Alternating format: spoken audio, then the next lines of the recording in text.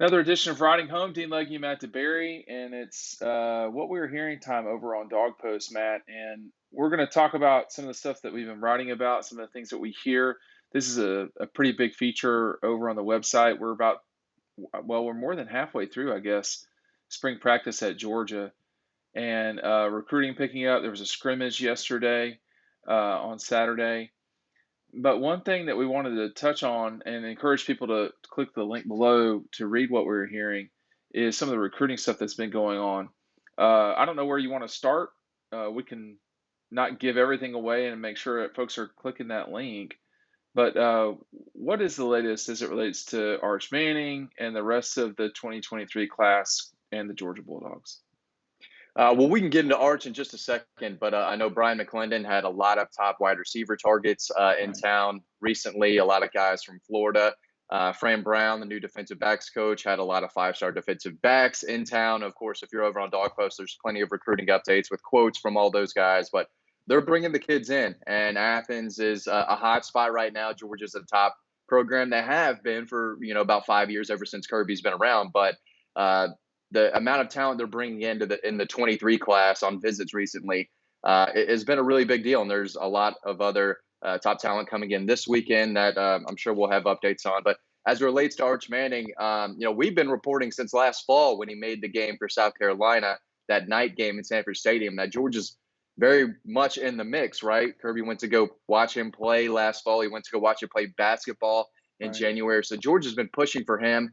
And after his last visit to Georgia 2 weekends ago, it definitely seems like the Bulldogs are the team trending. He obviously wants to play for a championship caliber team. His two uncles never won an NCAA championship. He wants to be able to do that type of deal. I think playing in the SEC is big, coaching stability, college town. I mean, these are boxes that Georgia checks easily. So I think it's down to Georgia and Texas. I just can't see a Manning going to play for Alabama. I don't know how he's going to break that news to his family if he were to decide to play for Alabama. So I think it's down to Georgia and Texas. I think a decision could come late April. If it goes past that, I definitely don't think it'll be well into the summer. I think it's an early summer decision. So either way, he's starting to narrow this down, and Georgia is very much towards the top and could be the team trending right now. A lot of sources in Athens are feel really good about where they are. So it depends on who you ask. If you ask people in New Orleans, they're saying, yeah, Texas and Alabama's still in the mix. If you ask people in Athens, close to the Georgia program, where do you feel like Arch Manning is leaning? They're all going to say Georgia. So Kirby has no problem bringing in five stars. And we could talk about what it means for Arch. When do you have to play him? The pressure that the head coach is going to be under, whoever signs him. There's going to be a lot of eyes on not only him, but the coach and the program wherever he goes over the next few years. I think one thing that, you and I have been talking about Arch Manning for some time now. And it didn't seem like Georgia. And then for a while there, it did look like it was probably going to be Georgia. And then, so this has been pretty back and forth because it hasn't always been Georgia the way that I've heard it. Um, the the problem with all of this is it's really hard to know for sure because if folks in Athens think that things are going their way, that's not necessarily surprising. Right. How big a threat is Texas in all of this? I mean, you look at UT, what they can do with Arch Manning. I think NIL is going to be pretty big no matter what. Texas, Georgia, Alabama, that almost anywhere he would go would be a big deal. But Texas would put as much fuel to the fire as anybody out there, considering the alumni base and the market. How big a threat is Texas in all of this? I think there's somewhat of a threat. Listen, we talked about what if a if a quarterback led Georgia to a national championship, and we saw it last year, like how big that guy would be for the rest of his life, being the Yeah, guy who brought Georgia that championship. If Arch Manning goes to Texas and revives that program and wins big with them, I mean, he's going to be an absolute living legend. He's going to get a statue, right? Now they're not obviously on the same level as Georgia and Alabama right now. They're still working through things and trying to build what they want. But they right. need a guy like him coming in. They have Quinn Ewers, who is the super hyped quarterback, was at Ohio State. Now he's at Texas. And I think they signed another five-star. So just like if you were to go to Athens, I don't think he's stepping on campus and being the starter day one, right? So, but I I don't do think think if so. Right. If he does end up taking over at a place like Texas and wins big with NIL and all that, I mean, it seems like a great fit. Playing for Steve Sarkisian, who knows how to sling the ball around, he'll probably put up a little more numbers at a place like Texas than he would at Georgia, who still wants to bring in a couple of 5-star running backs every class too and play balanced football. So, um, if his goal is to win a Heisman Trophy, then maybe Texas or Alabama. If his goal is to win a national championship, then it's probably Georgia or Alabama. So it all depends on him and exactly what he's looking for. Is it the ability to win a championship? Is it the depth chart, playing right away? Is it the college town, the atmosphere? So there's a lot that goes into it. I know the kid would love downtown Athens. I think he experienced some downtown Athens in his last visit to Georgia. So if they didn't lead then, a good night on the town in Athens might have put Georgia above. But we heard that Georgia was the team to beat when he took his visit last September. So Right. he visits, you're going to hear that, oh, this team has taken the lead. This team is trending. So that's why you have to talk to other people. You can't just talk to people who are close to Georgia. Well, and I've been at networks. I know what networks do, and this is the one way that they drive traffic is, hey, this thing is being said or that being said. I mean, been around the ball game long enough to know that. And Arch Manning is big business for sure for those of us in this industry. So I'd beware of all of the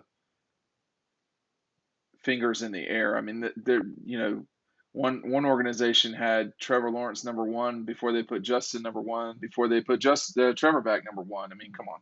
So it's just what it is.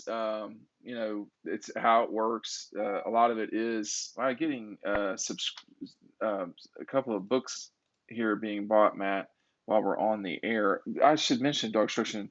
Hey, make sure you're picking make sure you're picking up Dog Instruction down below before I run out of this edition of books. Um, but it's part of the business. We've not had a recruit this big nationally in a while. I think Jacob Eason was a pretty big deal nationally, but I don't know that anyone can really compare to the situation that this poor guy is in because not only does he have the burden of being really good, he has the burden of his last name, which is a lot. I mean, we all have our last names and family ties and so forth, but none of us had parents who, or excuse me, uncles who were NFL Super Bowl champions 4 times over. So the pressure for the kid has got to be uh, a Too lot. high.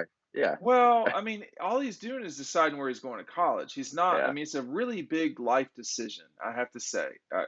It is a big life decision, but he's not going in for life or death surgery. I mean, he can transfer if he wants to. He can, I mean, there's a lot of focus on him for sure. And there's a reason why. There's a lot of people curious to know what's going on. I am. But at some point he'll have to go play football. I saw him on the thing you sent me the other day throwing it left-handed. Only a throw or two into it did I realize he was throwing with his wrong hand because it looked pretty good. Just being on, just being straight right there. I was like, oh, he's throwing it with his wrong hand and it looked Yeah. that good. Okay. Um, but he does have all the features that you want. The build, he has the ability to run a little bit, Matt. I mean, if you watch him play, he's more athletic than his uncles. Um, well, he's more athletic as his uncles as a high schooler. I don't know if Yeah. as he gets older if that will be the case. And he's going to one of the premier private schools in New Orleans that has put people in the league just straight up. So I'm very curious about it. I know that what we're hearing will have a lot of details on all of those things, and I thought he was going to go to Georgia for a long time. I'm a little more skeptical now than I was in the past because there has been so much back and forth. Yeah. Um, I think of late, your view is that it might be more positive for Georgia than it was, 4 weeks ago. The other thing that the audience needs to understand, and then I'll let you talk, Matt, is we do get information on delay. We don't get real time information. So well, real time as in that second. So often things come through the grapevine at a slower pace. But if you want to take it from there, Matt, I know that you felt like it's a little bit better for Georgia than it was, 2 weeks ago, and it was Yeah, basically right now. because Yeah. basically because of the visit. Go ahead. Oh, I know the visit went really, really well, and Yeah. I think there are some commitments and current players who also feel that Georgia's in a really good spot. But piggybacking off of that, because we have a lot of more inside scoop and details and what we're hearing on Arch, but in that video that you mentioned, he's throwing to five-star running back Ruben Owens, crazy talented running back, kid from the Houston area who's very high on Georgia and has been. I think Del McGee offered him in eighth grade as a kid who has dominated year after year over there in Texas. He's looking where Arch Manning's going. They just had Richard Young, a five-star running back from South Florida, in town. Justice Haynes, highly regarded running back from Roswell, Blessed Trinity. He's friends with Arch Manning. So it is a big deal. Brian McClendon, you think he's a great recruiter now. It's going to be a lot easier if you have Arch Manning as the quarterback in this class for him to go out and get basically whatever wide receiver he wants. So even today, they're hosting the number one player in Tennessee, outside linebacker Caleb Herring, Vic Burley, five-star defensive end from Warner Robins is in town. So plenty of stuff going on. But like you said, the big name is Arch Manning. And when he does make a decision, that's going to be big for a number of different reasons because, of course, a lot of these kids want to play with him. They wanted to play with Justin Fields, Trevor Lawrence. I mean, it's a big deal who the quarterback is, and it's Who only did going to help Trevor? Who Georgia. did Trevor pull to Clemson? I think I don't recall that as well. it was The Ju- the slot receiver that they had. I'm blanking on the kid's name who ended up getting drafted. the And Justin thing yeah, was a very real thing. I mean, it wasn't Zamir yeah, didn't go to Georgia because of Justin, but right. I think generally speaking, there were guys that went there or were paying attention to what he was doing. So it definitely it can have an effect. I don't recall that as much with Trevor. Um, Trevor was kind of a plug and play guy, and I think a lot of people think that Arch Manning will be. But I got to tell you, and I don't want to spend a lot of time on this. He's not going to just walk in and start at Georgia. I don't know if he would at Texas, to be honest. And which brings in, I mean, there's going to be so much pressure on Sarkisian or Kirby to play him, I think there'd and be at more Georgia he's going pressure to with have. Sarkisian than I than think you're Kirby. right. Yeah. I mean, I don't know if day one Arch Manning's better than a fourth year Carson Beck or third year Brock Vandegrift, second year Gunnar Stockton. So it's not like a Justin Fields scenario where he just had Jake Fromm ahead of him. Right. And so Multiple guys. right. So it's going to be tough, but either way, the kid's going to play. You can't sit him forever, or else he's going to go somewhere else and play immediately. So it's going Of to be course he'll really play. interesting to see how it plays out wherever he goes. Right now, it appears that Georgia is in the team in the best position to land him Right. at this time. Yeah, so spring practice rolling on, they're getting the offensive line relatively, I don't even want to say set, but you can see where they're going there. Carson, I think, has had a good spring, but that's one thing I want to talk about. Carson's had a good spring in the past. How does he get this to become more than just a good spring this summer? I don't know if it's more of a 100% buy-in. I don't know if it was a case where he was doing the right things, but maybe took a step back in the summer or leading up to the fall. And I mean, it's got to be frustrating, right? You can't have a Oh, great I'm attitude when you're sure. sitting on the bench, day after Yeah. day, kind of year after year at this point. So I think a lot. He's got to be locked in. He's got to be focused and want to win that job. I think he has a stronger arm than Stetson Bennett. I'd say most people would say the same thing. So the opportunity, I think, is there. I mean, I'm assuming Stetson's going to be the guy, but if Carson comes out and lights it up and says, "Hey, this is my third year in the program right now. I'm the guy who you thought I was in high school, and I'm showing it to you now." Yeah, it might be tough to keep him off the field, but I mean, you could say the same thing for Brock Vandegrift. I know there had to be a learning, change coming from a small private school, and Gunnar Stockton is Yeah. going to go through the same thing. Yeah. It takes a while to catch up to that speed that you see in practice. So if he continues to develop, it might be hard to keep him off the field at some point. So it's a crowded room, but it's an uber talented room that they still have there. I mean, it's 5-star after a high 4-star after 5-star, and so on and so on. So it's a good decision to have, but we'll see. They just have to stay locked in, I think. Well, and you've got a guy in there that's literally won the national championship and has literally been on the bench, um, and continued to work. It's a great example of how you compete, mentally, physically, and compete doing the right stuff, generally speaking. So I think Stetson brings a lot to that room. What are you expecting for G Day? I know we've got G Day coming up around the corner. What are you expecting for G Day as it relates to crowd? They're selling tickets. That's pretty amazing. Yeah, I mean, I think it all kind of depends on the weather. I think you'll have a great crowd, the first quarter, maybe until halftime. Then everyone kind of goes and does their own thing. But Yeah. I mean, there's no Brock Bowers, there's no Darnell Washington, there's a lot of guys. There's a lot of guys hurt, so it'll be nice to see some of the incoming freshmen play, some of the backups get in there a little bit. But at that time, I'm sure the crowd has gone away. But I'm expecting a beautiful day in Athens. Most of the time, the weather I feel like is pretty nice. I mean, I think it one year was a little colder than normal, but I think for the most part, the weather is always pretty nice for G Day and mid to late April in Athens. So, hoping for it's going to be a soft, kind of vanilla game plan. I don't think we're going Yeah. to see much like last year.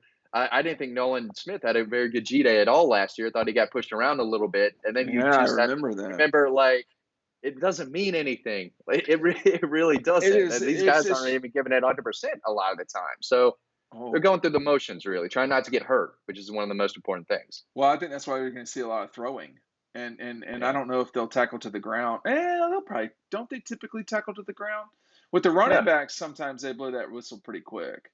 Yeah. And this season, I could see how you'd blow the whistle pretty quick. I mean, you got four scholarship guys. That's not five, and there's a pretty big difference there because of special team stuff. If you were to lose a running back, that'd be tough, man. That'd Or a be a tight tough. end. You don't want any of the A tight ends a going tight down right now. a tight end. Well, the bulk of your most gifted tight ends are out right now, but you do still have, uh, well, everybody who's Goody, Seether, Well, I think and Godey's hurt right now again, and he's okay, been you know battling what? injuries the whole time. So You're I'm not right. expecting much out No, of you're him. right. So I forgot about um, that. yeah, He's he it's was he was out on a Grady event, Grady Sports event, in a golf cart, so in a sling. So that was I forgot about that. It does kind of go to show, Matt, that there's so much in the spring that's not like the fall.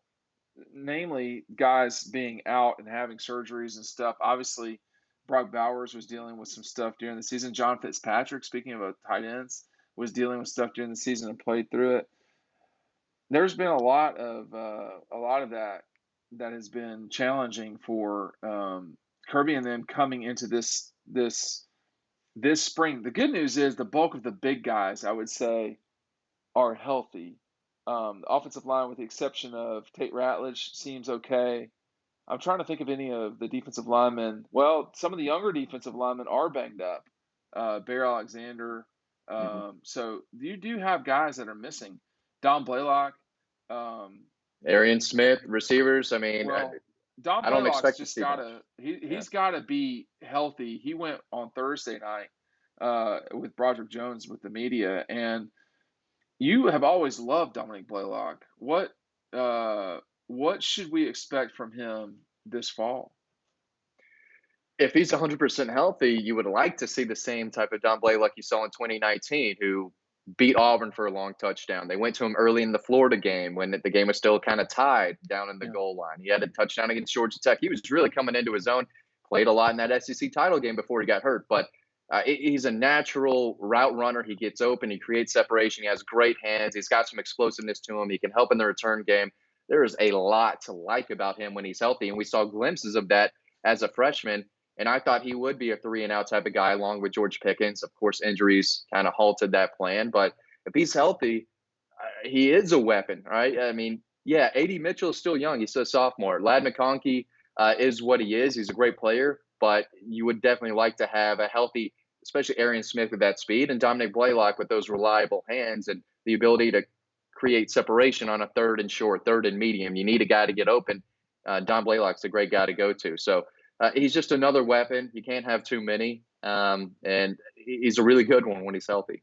Hey, I did want to point something out real fast, which is that we talked earlier about Arch Manning, some of the running backs that are five-star guys, all these guys that are visiting, and then we just talked about Don Blaylock, George Pickens, Tate Ratledge, Darnell Washington, Brock Bowers, Zamir White, your likelihood of getting hurt in college and it affecting your career in college is not insignificant. It is possible, if not probable, it's very possible. So there are no guarantees with any of these players. JT Daniels, I mean, so there are guys that, guys get hurt. And the biggest thing about making the right decision in college is, where's the best place for me? How do I grow? And how does football enter into that? Because you are going to have time when you're not playing football, when you're not grinding it out with everybody else in the quarterback room. There's a lot to think about. And George Pickens is going to be a significant draft pick. He missed a whole year of college football. So it happens, and it's something to be aware of. Hey, make sure you're picking up DAWGSTRUCTION. I'm gonna let Matt ramble on 1 second here about all of the quarterback stuff in the NFL. It looks like Tom Brady is back. It looks like Deshaun Watson is at the Cleveland Browns. Your 1 second or your 1 minute synopsis on the quarterbacks right now in the NFL. They seem to control all the purse strings and the decisions. Of course, well, I'm a big Marcus Mariota guy right now, Now leading the you are. Falcons in this awful rebuild. Yeah, I'm all in on the guy. Was not a Oh big fan in man. 2014 when Todd Gurley was the best player in college football. But yeah, I'm on the Mariota train. I don't know if they're going to take a quarterback or not, but it'll be interesting to see Russell Wilson in Denver, Aaron Rodgers coming back in Green Bay. Uh, Matt is all in. all in on the terrible Falcons this year. Eventually, they're going to have to get their guy, but I think he'll be okay for 1 year. They're not going to make the playoffs, and He I could think it be. was smart for Tom Brady to come back. He's going to run the NFC South. I mean, I think the Saints signed Jameis, and the Panthers don't have a quarterback either. So he's just going to have he can sleepwalk to the playoffs again. But Russell Wilson, I think, is going to be very good for the Broncos. I've got buddies who are Raiders fans. They're excited about Devontae Adams coming over. I think they got better. The Chargers are really good. If they get Jordan Davis, like a lot of people think, that defense could be pretty nasty. So it'll be. I'm expecting a fun NFL season. And last thing, Matt Ryan's gone. Freddie Freeman's gone. Trey Young is still around, but those two guys were a lot of your youth. Youth, yeah, Well, yeah, teenage. yeah. They were not Right, part of right, my youth. right, But right. they've been very important guys. High school and moving forward. Yeah, Yeah. Freddie, enjoy the beach, buddy. Get out here. Yeah, you could have Oh, come back if you wanted you're to. angry. Go. Okay. Yeah, he's a beach boy. That's fine. I mean, the World Series runs through Smyrna. It runs through Cumberland. We're the champ. Smyrna. It was it was tougher to see Matt Ryan leave just as the quarterback, and he took so much heat year after year. And I was always on Matt Ryan's side. I hope he goes and wins big in Indy. But yeah, Freddie could be replaced. It's tougher to replace a quarterback, but they did replace Freddie with Matt Olson, who is the best replacement you could have asked for. But Freddie wanted to be in Atlanta. He could have been. So enjoy the beach. Enjoy that Dodger blue. He could have gone anywhere else. I don't care if he goes to the Padres. They're in Southern California. The Angels are right there in Southern California. He had to go to the Dodgers. I don't like it, Dean. I don't like it one bit. The Smyrna Braves. All right. Make sure you're checking out what we're hearing down below, and we'll see you over on the website. Thanks for watching.